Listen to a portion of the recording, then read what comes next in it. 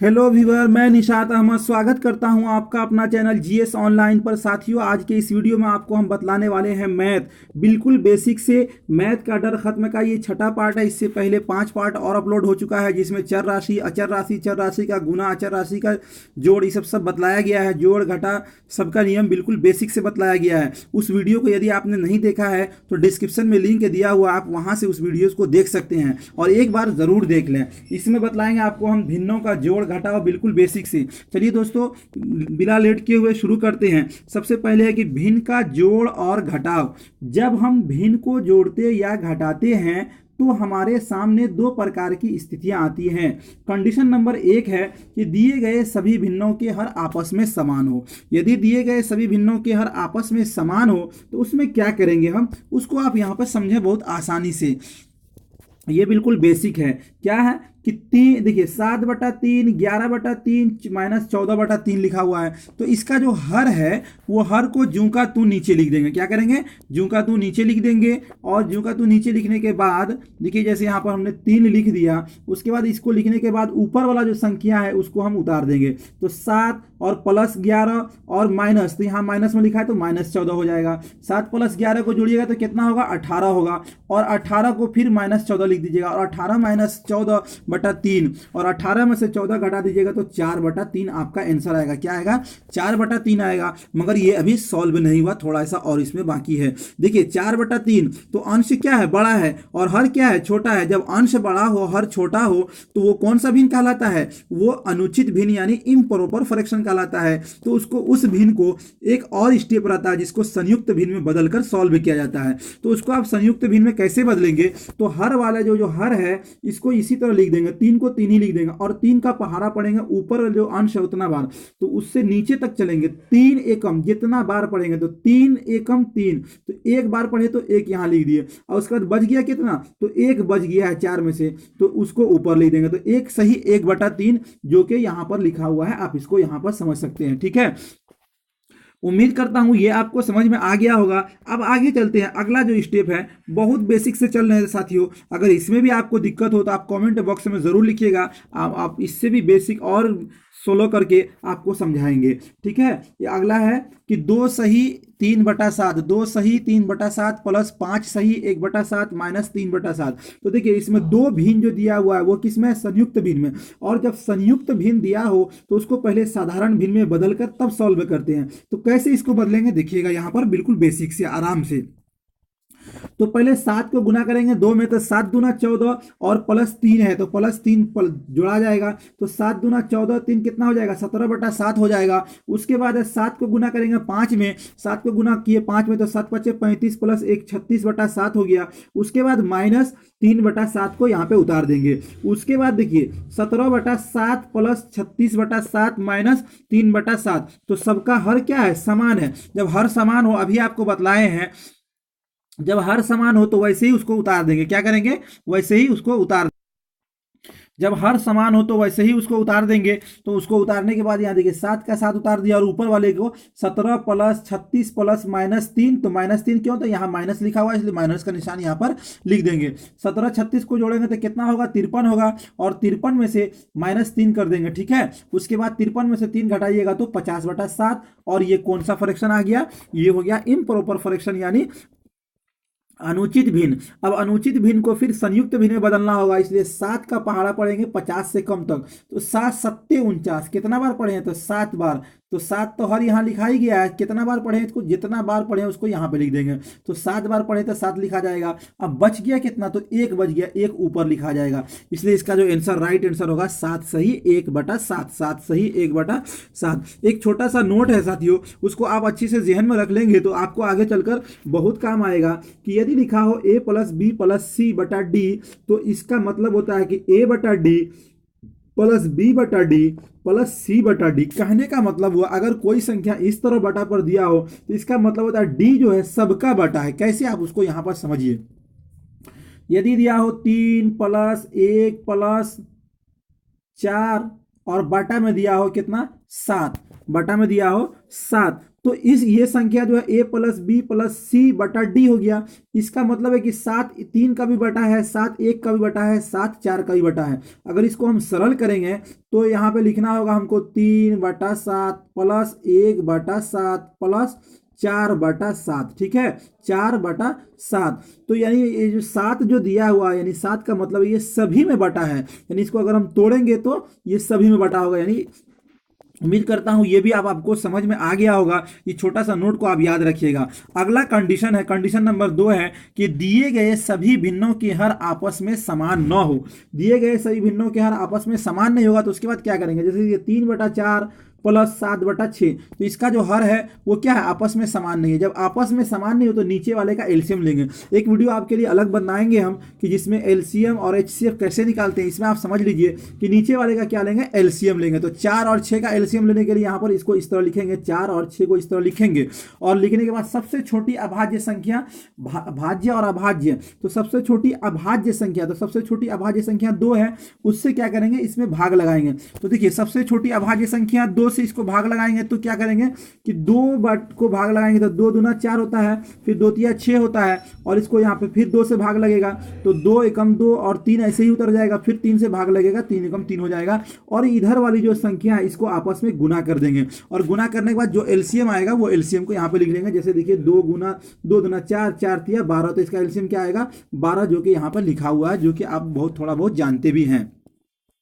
12 LCM आ गया तो 12 को हम यहाँ पे लिख देंगे। 12 को क्या करेंगे, यहाँ पर लिख देंगे, और 12 को लिखने के बाद अब 12 को 4 जगह यानी 4 से भागा लगाएंगे 12 में, तो 4 तिया 12, आंसर कितना आएगा, 3 आएगा। और 3 लिख के ऊपर वाले में गुना कर देंगे। क्या करेंगे, ऊपर में गुना कर देंगे। जैसे कि 3 गुना 3, तो 3 कहाँ से आया, तो 12 को 4 जगह बांटे, तो 4 जगह बांटे तो आंसर कितना आया, 3 आया। 3 को लिखकर 3 गुना 3, और फिर आगे है प्लस, प्लस करके 12 को 6 जगह बांटिएगा तो कितना आएगा आंसर आपका 2, और 2 गुना 7, 2 गुना 7 हो जाएगा। अब इसको एक स्टेप मैंने यहाँ पे बढ़ा के आपको समझाया है। अब 3 तिया 9 हो जाएगा, और फिर प्लस है 2 गुना 7, तो 2 गुना 7 कितना हो जाएगा, 14 हो जाएगा। और 9 प्लस 14/12, इसको जोड़िएगा तो 23/12 होगा। और फिर 23/12 जो इम्प्रॉपर फ्रैक्शन है, इसलिए यहाँ पर हर को 12 लिख देंगे। और 12 लिखने के बाद फिर क्या करेंगे, 12 का पहाड़ा पढ़ेंगे एक बार, तो 12 एकम 12 और 11 बच जाएगा, यानी 1 सही 11/12। इस क्वेश्चन को आप कॉपी में लिखकर जरूर एक बार ट्राई करिएगा। आगे देखिए, आगे है कि 7/9 प्लस 2 सही 1/6 माइनस 7/6 माइनस 7/6। तो फिर इसका क्या करेंगे, सबसे पहले इसको हम संयुक्त भिन्न को किसमें करेंगे, साधारण भिन्न में बदलेंगे। तो 7/9 प्लस 13 ये 6 दूना 12, 1 13, 13/6 हो जाएगा। उसके बाद माइनस 7/6, ठीक है। अब इसका हम पहले एलसीएम लेंगे। इसका एलसीएम देखिए 9 6 6 9 9, तो इसका एलसीएम पूरा सॉल्व किए तो कितना एलसीएम आ गया, 18 एलसीएम आ गया। कितना एलसीएम आ गया, 18 एलसीएम आ गया। 18 एलसीएम आने के बाद अब 18 को 9 से भागा लगाएंगे। 9 से क्या करेंगे, भागा लगाएंगे, तो आंसर आपका आएगा 2। अब 2 जो आया उसको ऊपर वाले से गुना कर देंगे। क्या करेंगे, ऊपर वाले से गुना करेंगे। और जब आप ऊपर से गुना करिएगा तो 2 जो आंसर आया था उसको आप ऊपर से गुना करिएगा तो 7 दूना कितना होगा, 14 हो जाएगा, ठीक है। 14 का 14 यहाँ पे लिख दिए। उसके बाद फिर 18 को तो 6 से भागा लगाइएगा तो कितना आंसर आएगा आपका 3। तो 3 को फिर 3 को ऊपर से गुना करना, तो 13 तिया 39 हो जाएगा। फिर 18 को 6 से तो आंसर आएगा 3, और 3 को ऊपर वाले यानी 7 से गुना करना है, तो आपका 7 तिया 21 हो जाएगा। तो इसलिए यहाँ पे -21 क्यों लिखाया, तो यहाँ पे माइनस है इसलिए माइनस लिखाया।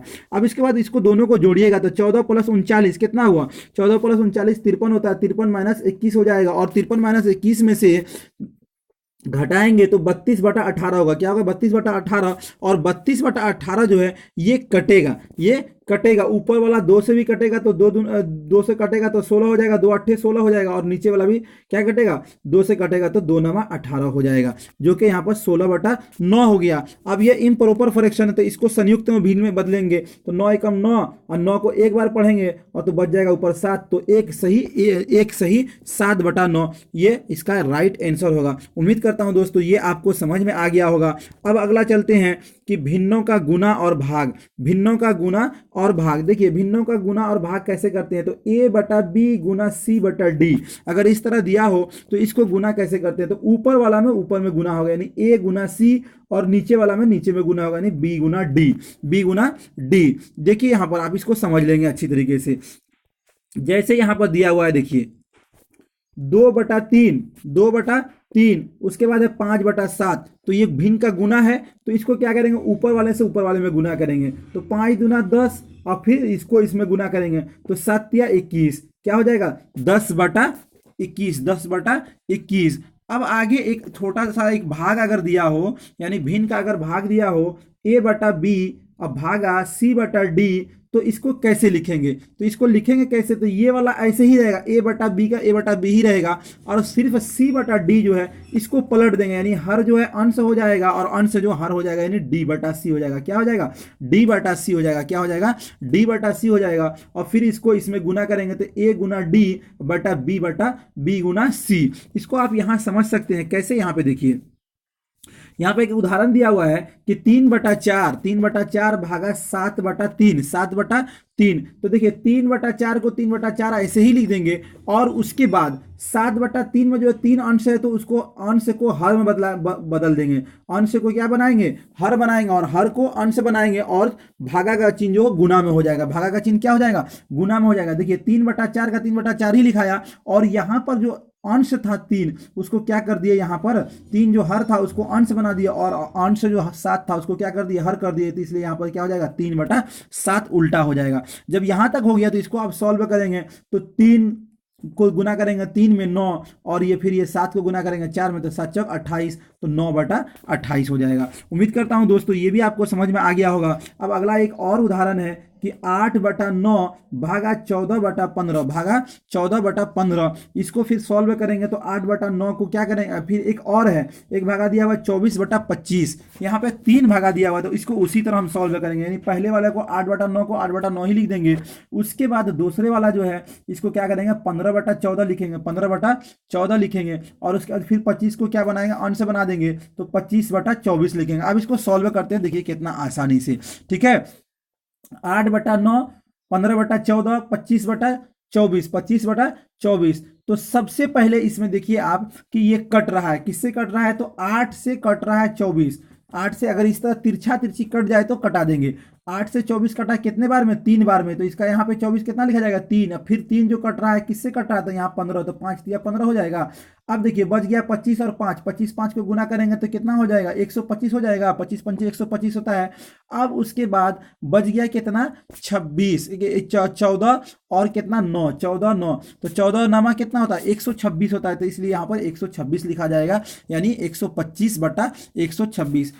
उम्मीद करता हूं दोस्तों ये भी आपको समझ में आ गया होगा। यानी भागा में अगर भिन्न हो तो उसको बदलने के लिए एक ही नियम है कि जो पहला संख्या उसको ज्यों का त्यों रहने देंगे, उसके बाद दूसरी संख्या जो है भागा में है, मैथ में फंसा सकता है कि ऋणात्मक भिन्नों को संयुक्त भिन्न में नहीं बदला जाता है, ऋणात्मक भिन्नों को संयुक्त भिन्न में नहीं बदला जाता है। यानी अगर -17/5 लिखा हो, आप चाहिएगा कि ये इम्प्रॉपर फ्रैक्शन है, इसको संयुक्त भिन्न में बदल देंगे, तो ये बदला नहीं जाता है। अगर बदलेंगे तो इसका आंसर गलत आ जाएगा। कैसे, देखिए यहाँ पे यदि -17/5 लिखा हुआ है, -17/5 लिखा हुआ है, यदि आपने इसको -3/5 2/5 लिख दिया तो ये गलत हो जाएगा। कैसे, देखिए -17/5 आप इसको लिखिएगा 5 और बटा ऊपर हो जाएगा यहाँ 2, 3 सही 2, 3 सही 2, और ये माइनस में होगा।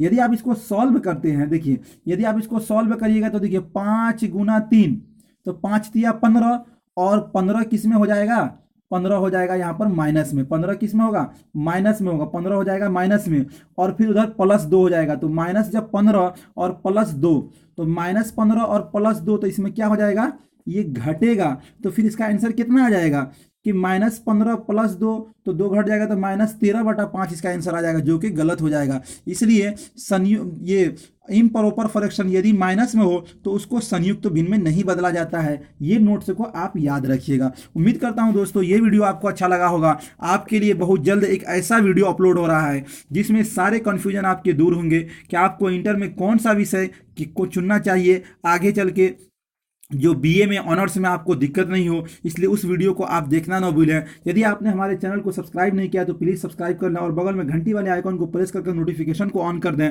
ताकि जो भी वीडियो मैं डालूं सबसे पहले आप तक पहुंचे। बहुत बहुत धन्यवाद।